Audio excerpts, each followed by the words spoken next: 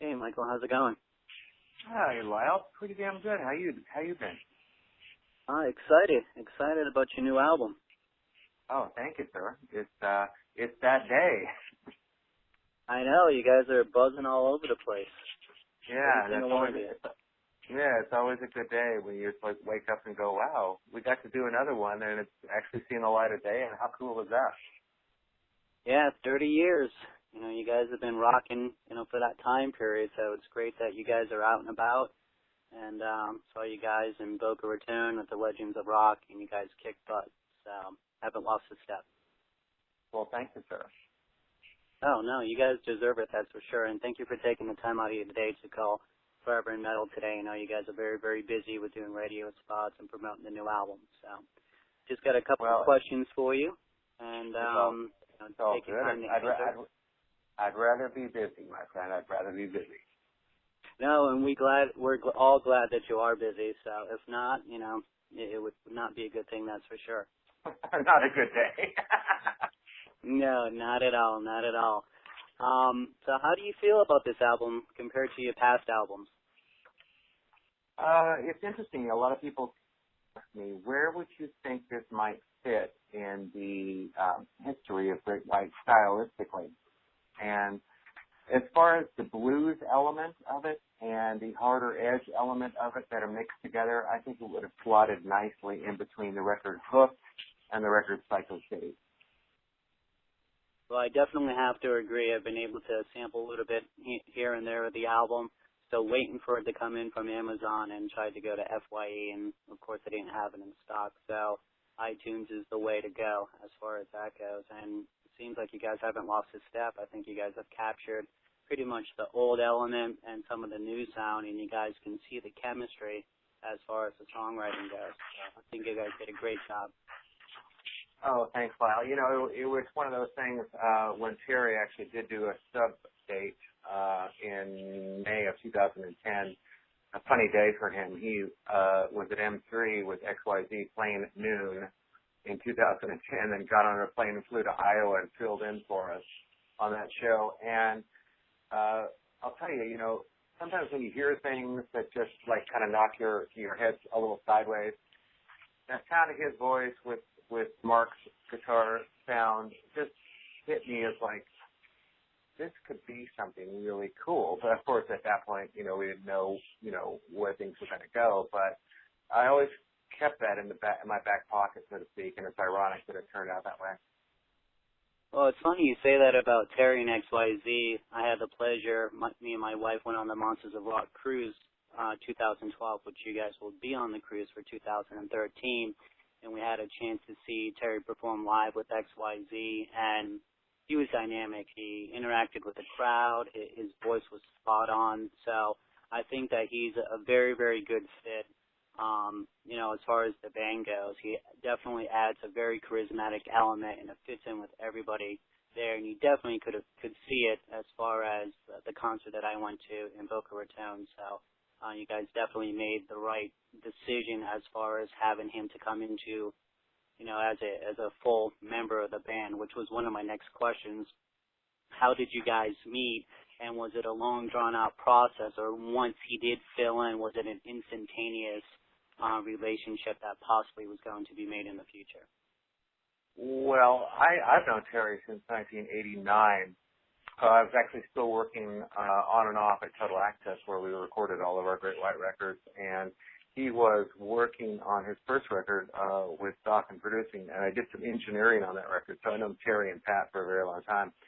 So, we've always been around in the business. Everybody kind of knows everybody that is inside, that particular circle. As far as choosing Terry, when Jack did go down in August of 2010, Terry stepped in and did about 5 or 6 dates right off the bat, and he was always my first choice. We finished off the rest of the year with Janie based on the fact that the promoters were a little bit squeamish about allowing us to finish off the year and not cancel without, some kind of marquee value. And Terry's, obviously, his pedigree was not quite as large as Janie's was. Janie did a great thing by stepping in and filling in for the rest of the year. but we knew that was never going to be anything permanent. He was just helping out. It was so great of him to do that because I was lucky that I got to see what I deemed the best of Janie Lane. You know, he was focused, he was happy, he was sober, and being a great performer. So I feel very blessed that I had the opportunity to see that. But as soon as, you know, Janie decided, okay, this is the last one before Christmas, you know, the very next date we did was with Terry, and it's been with Terry ever since. You know, and, you know, still not knowing until, you know, in December of 2011, that things were changing. You know, Terry was our guy, and we just finished out the year. We did nearly 80 dates with Terry in that year. No, that's, you know, it's, you know, I'm very glad that you got a chance to see Janie filling in, and I definitely think that, yes, he has that marquee, and there was always that buzz circulating through the social media circles and the internet that Terry was not the marquee, but I think with him going out and touring and fulfilling, and definitely, you know, having him on this album has kind of put some of the naysayers aside as far as that goes. One would hope, Lyle. I mean, obviously, if you listen to the record, you listen to his voice live, I mean, he's the only vocalist I've ever worked with in a studio that I've never had to use auto-tune on. So that should say something. No, definitely for sure. Yeah, his pitch is pretty impeccable, and it's that way live as well. You know, it's like I never have to guess about where Terry's going to be, because when he steps on that stage, as you saw, you know, he comes to play. Yeah, that's, you know, I've had a chance to see him actually twice, once with XYZ and once with you guys. And both times, I mean, we're just, you know, we're in the front for it, and he's just definitely a very, very versatile, you know, vocalist. And I've always liked the stuff with XYZ, and now with Great White. So, you know, I'm sure there will be bigger and better things to come along in the future. That goes into when you're talking about your production aspect, being a producer. When you're in the studio, do you more wear your producer's hat or you musician's hat, or a combination of both? It just depends on what part of the day it is. Obviously, when I'm working with cutting Terry's vocals or Mark's guitar parts, it's, you know, very much the producer hat. The other one, you know, having done records for so many years with this group of people, I mean, with Mark and Audie, I think inherently and instinctively we know what our role is as far as what things, you know, are. Like for certain types of guitar parts that Mark would go, you know, you do those better than me, and vice versa. And, you know, it's all about making the best record we possibly can make. So it's great for me to be able to do both. Certainly not frustrating when I got to put on my musician's hat, because usually by the time I get to my parts, I'm like chomping at the bit, because I've been, you know, I don't want to stop the flow of the day, you know, and stop Mark from, you know, getting that perfect solo or Terry getting that perfect vocal line. One interesting thing about this record is having the opportunity to actually produce Terry, because he didn't really have anybody, you know, kind of stand over him and say, you know, let's wait for that riff until it really makes impact at the end of this verse, or, you know, let's build this thing. You know, he said usually people always said, sing what you want to sing, you know. And I think it was a learning experience for all of us. And another thing that's great about the writing process is, from what I understand from him, that Pat wrote a lot of the lyrics for the XYZ stuff, and I think Terry really felt he could not do it. And I just basically looked at him and I said, you have to have ownership of the songs that you're singing in this band. So you can do it. I know you can. You know, and he was a little bit frightened from my perception of it. And it was great that we, you know, that we encouraged him to go home and work on stuff and bring it back and, you know, work through it and brush it up a little bit and make him, you know, feel like the contribution to what's going on in the songs, you know, that he actually has ownership of these songs. Because, you know, we obviously have a big catalog. And, you know, Terry does really great with our back catalog, but I wanted to have the stuff that he felt like, okay, this is me. This is Great White. Well, that's really neat to hear, because that was, there was a lot of information circulating about Elation saying that the songs were written prior to Terry, and then you guys had decided to rewrite some of the songs with Terry to capture that band chemistry in the writing fold. And you elaborated some of that. You could, that's definitely internet chatter, because if you think about it, we've been working with Terry for almost 2 years. So if we were writing any songs, it probably would have been with Terry, which it was. We actually had enough material to go in and do the record, and it was interesting when we got into the studio, the stuff we were coming up with on the fly was actually superior to most of what we had already put together. And a typical day would be the three of us sitting down with acoustic guitars and, what do you got? And, can we do better on this type of song? And so I got this. Well, I got this part too. What about this? What if that goes to that? And before you knew it, the complete songs were recording, and audience thought we're there all day, listening, contributing, and by the time it was 4 or 5 o'clock, we were like, let's cut it. Went in, cut the tune, and did stop space that night when the track was still very fresh, and put some guitar on it, and it just happened so fast and furiously. But I think the creative energy that was around was superior to the stuff that we were going after prior to that time. 10 of the songs eclipsed 10 that we already had. The only 2 that made the cut from the original go-round was Shotgun Willie's and So Much Better. Well, that's very great to hear, as far as that goes. And sounds like it's a very great relationship amongst the entire band. You sound energized and ready to go out and rock it as far as that goes.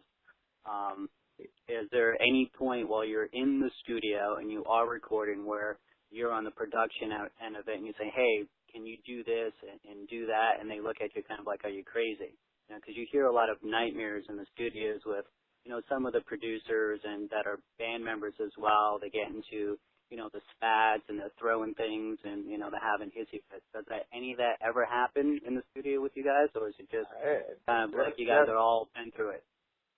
No, we knew with the speed with which we needed to accomplish the goal, and I think everybody's focus was, on the same goal.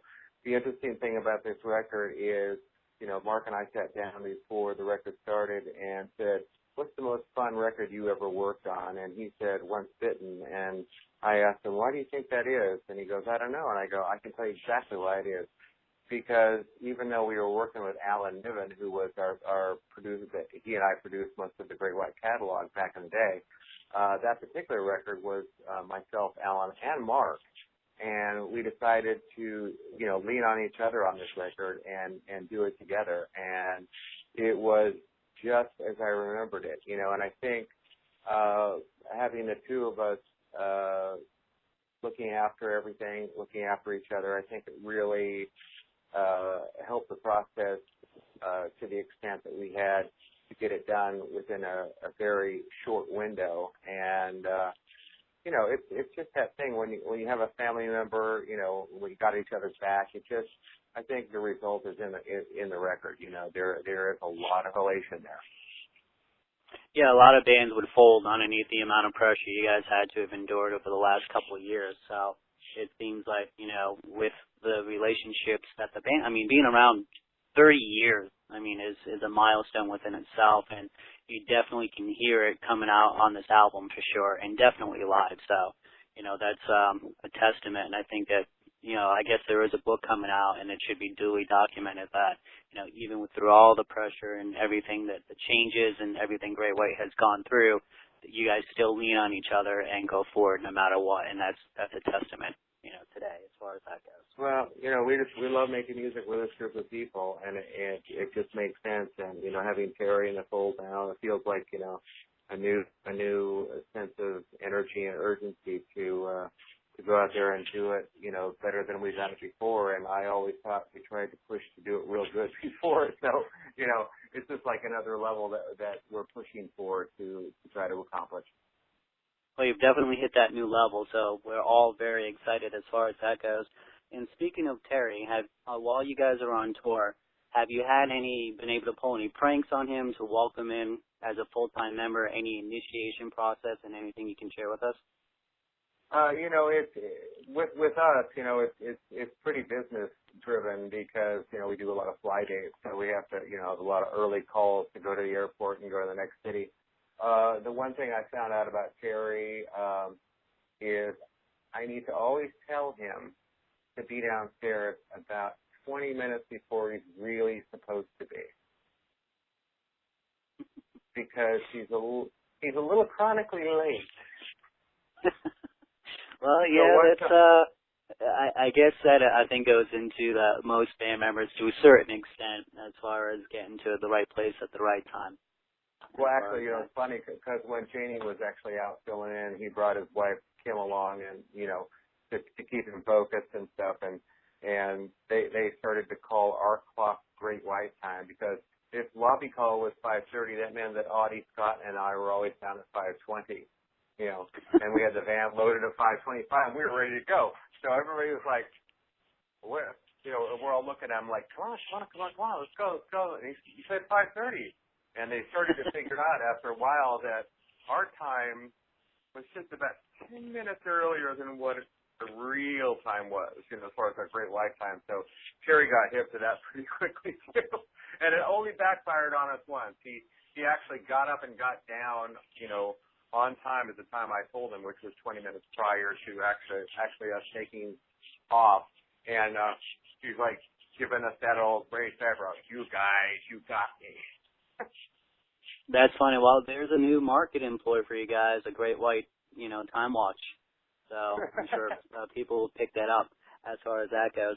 Now, I noticed that Frontiers Records is an international record label, and they seem to be signing a lot of great bands from the early days. What has your relationship been with them?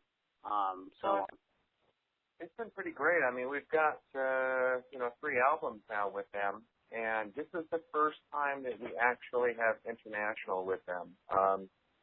The previous 2 records, Back to the Rhythm and Rising, were with them in Europe and Japan, and then we had Shrapnel in the United States. This time about, we went with them internationally, so we're looking forward to it. I mean, we are getting close to the interest that people had for Back to the Rhythm, being that was our Reformation album after 7 years. On this record, interviews have definitely been coming in. The interest is there, so they are definitely pushing and believe in the record. So we're very excited. No, it's good to hear, and it's great that they're, getting a lot of the bands from the early days and having them put out new albums, doing some good promotion for them, and getting it out there, because there's a need for, the older style of music to go in and hit the studio and really play, not use all these Pro Tools and internet. Everything, you play one lick and, they mask it throughout the entire album and it's a song. So it's great to see the older bands coming back and showing the newer bands how to really rock and lay it down. So I'm glad that they're, out there, able to get the bands and to have them make new albums and put it out there for, listeners like myself. Yeah, they go, and they go, early 80s through late 80s for sure. I mean, they've got Night Ranger 6, Journey, Foreigner, but then they got us, and, the list goes on and on and on. They are, Serafino believes in this type of music has a market out there still, and I think, you tend to agree. Oh, yeah, by far. I mean, it's just seeing the M3 festivals, some of the other ones that are out there in this cruise with Monsters of Rock. There's a need for our age bracket, even younger kids. My son, who's 10, and my daughter, who's 12, loves the old school. My son's, I got to go see Great White. I got to go on the cruise. I'm like, no, it's a mommy and daddy cruise. I love it. The younger generation, with the parents are trying to show them, the good music that when you listen to a song, you could remember it for 10, 15, 20, 30 years, later on down the line, where music nowadays is, it's not as good as it used to be. That's just my opinion. So I'm glad that they're doing this, and bands like yourself are still out and, rocking and rolling as far as, that goes. Going back to Elation, what is your favorite track on Elation and why? It's really hard to pinpoint it because I remember about 6 weeks ago before we did the video for the song I've Got Somebody For You, I reached out to the rest of the band and asked them, if you had to do a video tomorrow, what would be your two choices? And I swear to you, Lyle, everybody came back with two different songs. So that says to me that hopefully there's some depth within the record. It's hard to say that any one track for me personifies what the Great White Sound is because there's a lot of looks on the record. There's the dirty blues. There's the dirty blues like Low Down. There's the good time boogie woogie like Complicated. There is Love Train, which reminds me of very much Rockin, Congo Square kind of thing. Feeling So Much Better is our harder edge. It's more like a Step on You kind of thing. Hard to say. I would, if I had to base it on how people are buying it today on iTunes, the actual singles, you can see a chart of, who's buying what, or not the person, but the actual, numbers. See Shotgun Willie's and Complicated, so what do I know? But as far as the favorite song, it's really hard to say. I'm very fond of Love Train. I'm very fond of Complicated. I like Part of a Man. I think those songs are kind of a good amalgam of the looks that Great White does as a band. All right. Now, like I said, I've seen you guys play recently. It's been probably about a month, and we didn't get really a chance. I don't think you played anything off of Elation. Do you guys plan to do a headline tour or a co-headline tour in support of Elation in the States? Yeah, well, most of what we do now is the Weekend Warrior thing. We go, like, for example, we've gone out on the Thursday night, play Friday in Boca, Saturday in Fort Myers, and maybe, under normal touring time in the summer, we would have maybe done Tampa after that, then fly home for a couple of days. Most of those sets that we will be doing throughout the summer are either on festivals, bike rallies, or casinos, and those are all headline sets. We're playing 90 to 95 minutes. So we're going to try and put two in for about 5 or 6 weeks at a time and then rotate them to other tunes, because one thing we've never done is had the opportunity to play every single song on a new record we did. So the hope this year and the focus this year is to, learn a couple of the songs, as far as working them up, and really, going out there and playing it for people. And then, after people get around and get hip to those, we're going to flip them to another couple tunes and so on and so on. And so we hope to get to all of them, this year. Well, that's really, really good to hear. Well, this is a question geared towards myself and towards South Florida fans. Do you think you guys will come back to South Florida and play? Yeah, I'm hoping. I know that there's some talk about an Orlando date in November, so it would be nice to be able to connect with a South Florida thing at that point. Let's make it a weekend.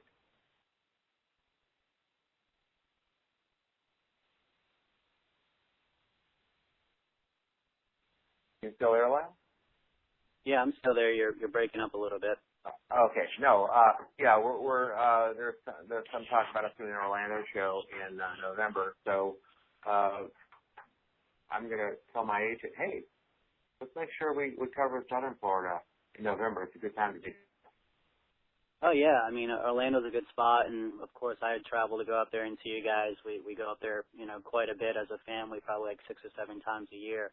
So we're kind of like in between. We're in Port St. Lucie in the Fort Pierce area. So when we went to go see you in Boca, it's about the same distance. And Orlando's a great place. You can have a little vacation time too.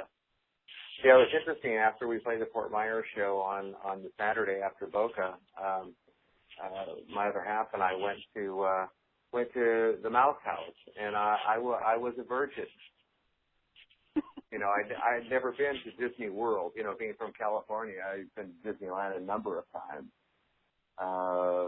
Dare I say, even in the early 60s when I was a very little child. But, you know, I was a virgin to the Mouse House, so it was really cool to go see it. How was the comparison? Because I'm, you know, living in Florida, and, you know, by the time I get out to California, who knows what's going to be there as far as Disneyland goes. How was the comparison compared to both, you know, parks as far as that goes? Well, it's interesting. One of the things they point out straight away when they give you that button that says first timer, they say, you realize that our parking lot for Disney World is as large as the California park. I said, no, I did not realize that. You know, it's a lot of the same elements, just on a much greater scale at Disney World. Yeah, it's neat. Our kids have now graduated into the Universal Studios, so we're happy with that as far as that goes. So, they want to try something different. Yeah, it's as far as the parents go too. So it's a great place to see. So when you guys go up there, you know, we'll definitely make the trip, and of course I'll take my kids with me to go out there and see the show, because my son was all over the M3 Fest too, and he's very excited. He loves rock and roll, and it's great to see a little rocker in training, as I call it, as far as that goes. To kind of head off the interview as far as that goes, in one word, how do you feel about the new album, if you can put it in one word? One word. I mean, obviously the title of the record is pretty accurate, but one of the feelings I think that seems to prevail throughout our performances live and the studio experience,